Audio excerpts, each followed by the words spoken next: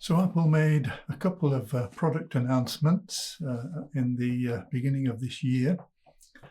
The first one was fairly minor. That was the final arrival of the second generation of the AirTags. The second was perhaps a bit more consequential, and that was the launch of the new subscription service, Creator Studio. Now, I've purchased some AirTags 2. In fact, they arrived today. I have a few words to say about those. And I've also subscribed to Creator Studio, but I do have some thoughts. So, AirTags 2. Finally, Apple released an upgrade to the first generation.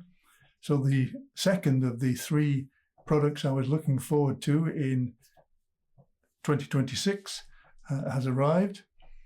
I bought a pack and they arrived today. I got a pack of 4. And obviously they look just the same as the first generation. They have a louder speaker. Yeah, I've checked that. That's true. But more importantly, they do have this longer range for finding them, and also precision finding is better, provided you have a newish iPhone or a newish watch. Well, fortunately, I have an iPhone Air and an Ultra 3 Apple Watch, so I can use the improved precision finding. So in fact, I replaced the AirTag 1 that was on my keys and on my messenger bag, the bag I use to carry my laptop and other items. I replaced the AirTags 1 on those 2 items with the AirTags 2 so that I can benefit from those better features, particularly the louder speaker and the more accurate or the longer reach for precision finding. I'll still use the AirTags 1, they're perfectly fine, but I particularly wanted to get the benefits of those additional features on those 2 very important items which I really do not want to misplace or lose. So there really isn't much else to say about AirTags 2. They are an improvement, as you'd expect, because they've got the new ultra-wideband chip and so on. So and that gives it the better finding feature. So, I would recommend them to anyone who wants, an Apple user who wants AirTags. There's no reason to. I believe you probably can still get AirTags 1, maybe from Amazon or somewhere, at presumably a discounted price. But to be honest, at that relatively low price, $29 or £29 here, and $99, £99 here for a pack of 4, they're very reasonably priced. And you may as well get the new ones with the improved features on them. The other product announcement, which has caused more of not a problem, but certainly generated more comment, is the launch of the Creator Studio, which is Apple's new subscription service for their pro apps. It's $12.99 or £12.99 here. We always seem to have a 1-to-1 exchange rate here in the UK per month, or of course you can subscribe for a year for $129 or £129. Although I do have Final Cut Pro, I use it to edit these videos, and I also have Logic Pro, which I use less frequently. I do use it, but I'm by no means an expert user, but I do use it. Although I have both of those products, I did purchase them some time ago. So I do want to keep them as up to date as possible, particularly Final Cut Pro. And of course, in order to do that, you do have to sign up for the subscription service. It seems that Apple is going to update the standalone version of Final Cut Pro and Logic Pro, but not to the same extent as the new Creator Studio versions. I think that's basically what the situation is. So if you want all the latest features, particularly the artificial intelligence features, which they're going to build in increasingly, you do have to have the Creator Studio version. So I signed up. And I was pleasantly surprised to find that rather than a 1 month free trial, which I expected, I got 3 months.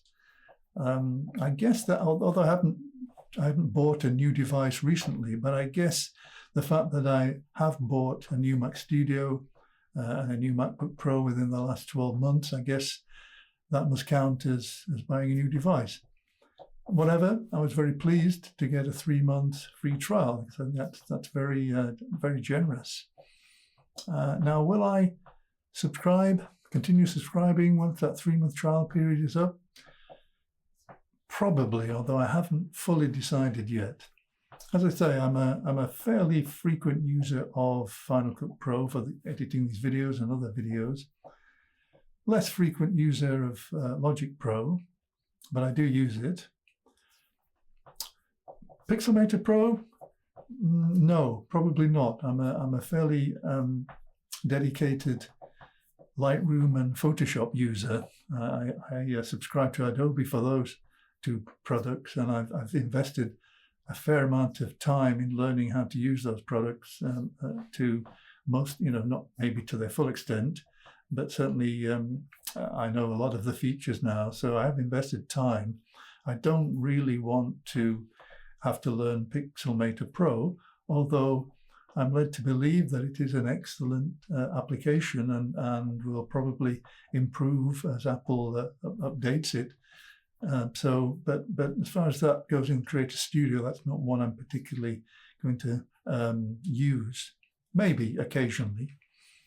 What else? You've got, of course, the Motion, which I do want to learn how to use. So I'm happy that that's included. Compressor? No, not really. I'm not a full professional videographer. I only create videos for YouTube and for other, for my own other purposes. I don't need the facilities of Compressor. You can export videos perfectly fine in Final Cut itself.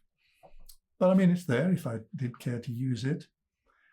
What else is, of course, the other things that are in there, and this is what's caused some of the sort of controversy, is the fact that the iWork apps, Keynote, Numbers, and Pages, are also part of the Creator Studio, which some people, and I can see why, find slightly odd in that they're not what you'd really call creator products. I suppose Keynote you could maybe, but certainly I wouldn't say Numbers or Pages would, are in the same type of category of app as Final Cut and Logic Pro and Pixelmator Pro. But Apple has chosen to include those. And again, if you want those to be kept up to date with the very latest features which Apple will include, and again, that will increasingly, I think, involve Apple Intelligence, artificial intelligence built-in features. You do have to subscribe to Creator Studio to get those. The standalone versions are still available, but they're not. They may upgrade them from time to time, but not to the same extent as the Creator Studio one. It's clear that Apple wants people to subscribe to Creator Studio. Now, a lot of people have said, quite rightly, that if you don't use Final Cut, if you don't use Logic Pro or Pixelmator Pro, you're not interested in those types of apps, but you do office work and you use Numbers, you use Keynote, you use Pages. Why do you need to subscribe to a service that provides all those professional creator apps which you're not going to use? And I think that's a very valid point, and it's a strange decision by Apple, unless it's simply driven by the need to generate revenue. It's a strange decision for them to include both, to include the iWork apps as well as the creator apps, the genuinely creator apps.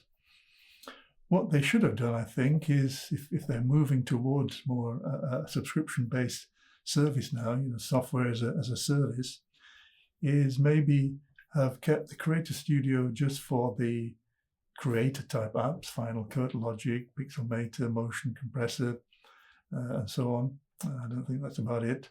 But also offered a subscription service for the iWork apps at obviously a reduced price.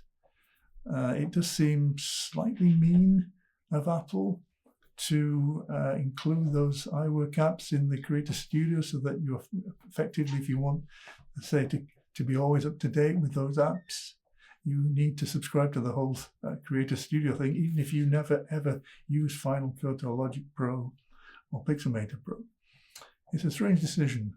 One suspects that it's being driven by the need to generate as much revenue as possible, which, I think is, if that's the case, I think that's slightly unworthy of Apple. In my case, I use Numbers a lot, but Keynote and Pages, since I stopped working full time, I use fairly infrequently now. So I do use Numbers, although I'm still more of an Excel user. Excel's still much more powerful, but I do use Numbers quite a lot. So, I'm keen for that to be updated, particularly if it has some useful AI features built in, but not so much for Pages and Keynote. But again, if I want to keep Numbers up to date, then I have to purchase the Creator Studio. But is that really a burden? Because actually, if you just look at it in terms of the value that you get for the subscription, it's actually very, very good. I mean, $12.99 for those packages, those apps, what about 7 is it? I mean, and we're talking, major professional applications, Final Cut, Logic Pro, Pixelmator Pro, I think included in that category now. So you're getting a lot for your money.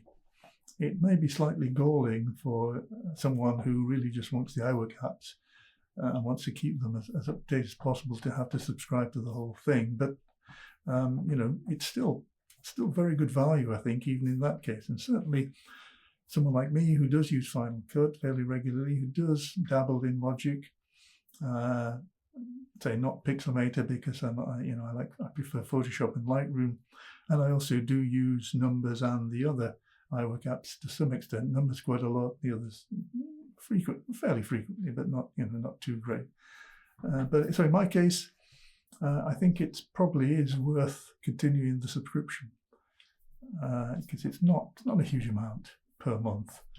I may stick with the per month style, although you obviously pay more over the year. But the advantage of that, of course, is it's rather like the way I subscribe to Netflix and other services, is that you can, when you actually need to use it, you can sign up for a month.